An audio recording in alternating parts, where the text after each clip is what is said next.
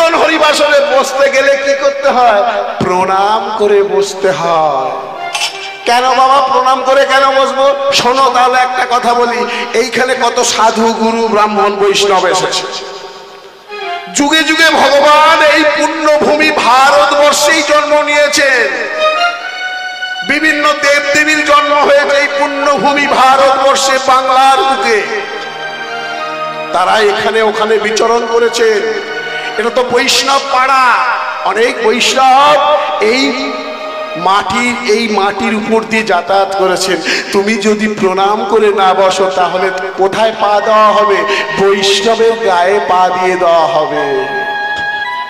তাই কীর্তন হরিবাসরে বসতে গেলে, ধর্ম কথা শুনতে গেলে, হরি কথা শুনতে গেলে প্রণাম করে বসতে হয়। আবার আপনি যখন চলে যাবেন, যে যার কাজ থাকতে পারে চলে যেতেই পারেন, প্রণাম করে যাবেন। না হলে কি হবে?